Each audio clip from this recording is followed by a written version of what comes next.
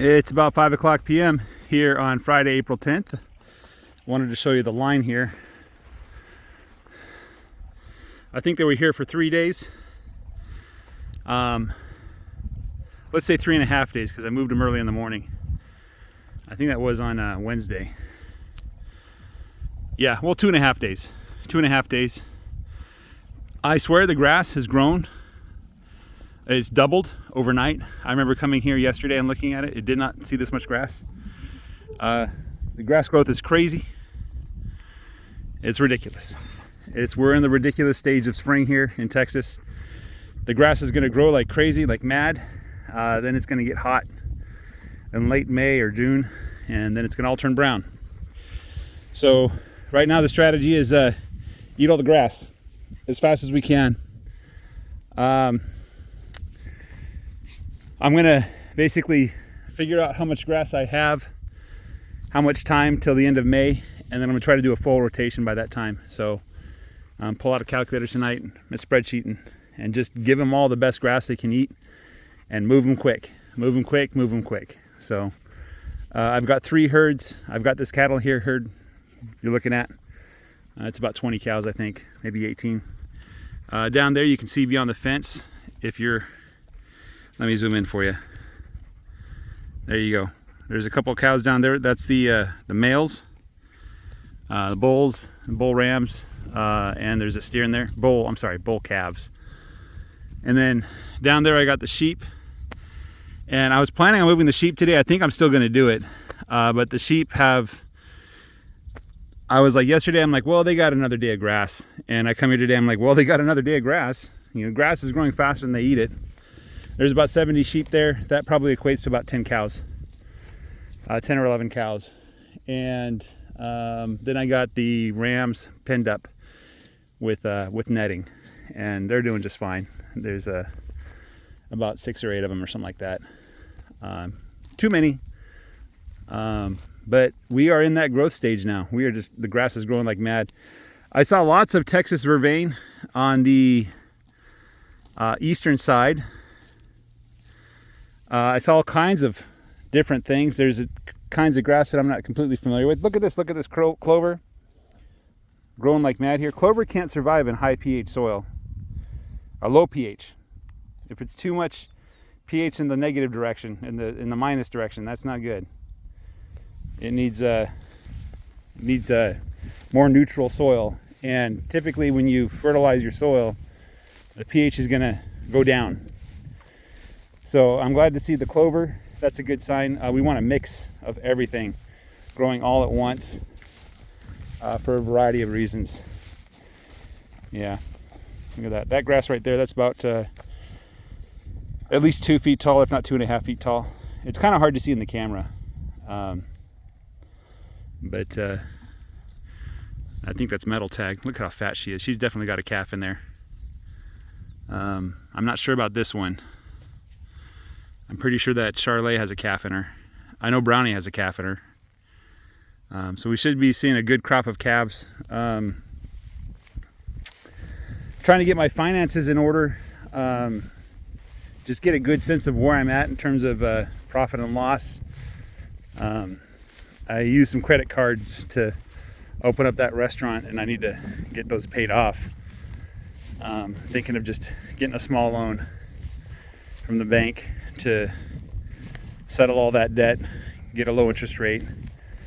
But the bank, it's a local bank here, and I mentioned I have cows and sheep, and he said, cows are cash. I said, cows are cash? He's like, yeah, put them on your balance sheet.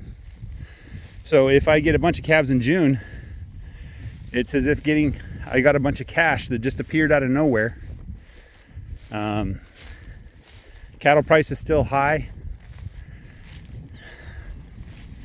I don't know how long that's going to last. I expected the cattle price to go down because we're importing a bunch of cows. But I guess either that was put on hold or it wasn't enough.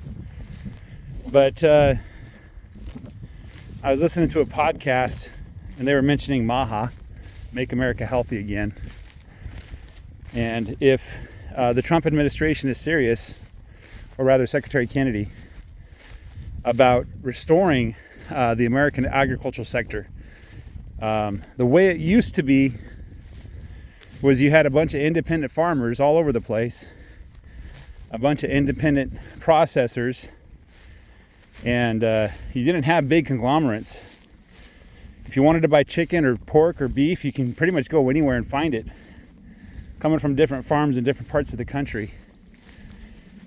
Nowadays, the chicken industry, the pork industry is all consolidated, and those same actors are trying to consolidate the beef industry. And the way they do it is they artificially depress the price of cattle by making it impossible for independent farmers to sell to them. What they would like is for us to buy their cows and basically rent out our land to them and our labor. They'll send us the cows, we'll raise them for them, just like they do with chickens, just like they do with pigs. But I think that's a recipe for disaster, having a few people control an industry like that. Gives them too much power, and there's too many incentives to do the wrong thing. But with the American industry, with beef right now, there's a bunch of packers, a few packers actually, that control everything. And really, if I wanted to do this big scale, my choices are to go with one of them or go with Costco or Walmart or something like that, and go on the independent route. Just it's a big gamble because people don't look for independent farms to buy their meat. And as long as you go to Walmart or Costco to buy your meat, or as long as you're buying from those packers, and I admit I run a restaurant, I do buy some of my meat from local farmers that I can. But the rest of that meat comes from a line in a catalog, you know. So, and I am looking to, if somebody came forward today and said, hey, I'll sell you chicken, I'd do it. I'd pay a premium for it too, you know. But right now the chicken industry is, I buy it from the same suppliers that everybody else buys their chicken from. So that's got to change.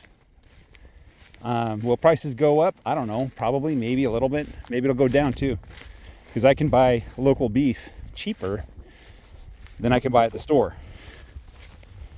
And that just boggles my mind. I can buy pasture raised beef. Well, it's all pasture raised, but pasture finished beef, you know, for a cheaper price than what you buy your steaks at the restaurant, at the store, at Walmart, at Costco. It's just a matter of supply, you know. We sold all our Wagyu burgers, and we ran out for a while. They had to bring 2 more steer in for slaughter, and they had a heart-to-heart and said, hey, we don't have any more steer ready. How much are you gonna sell? And I'm like, well, we're gonna sell it all. It's a popular burger, the Wagyu smash burger. So anyway, buy local, guys. Talk to your local farmers. A lot of them are on the internet. Have a great day. Take care. Bye-bye.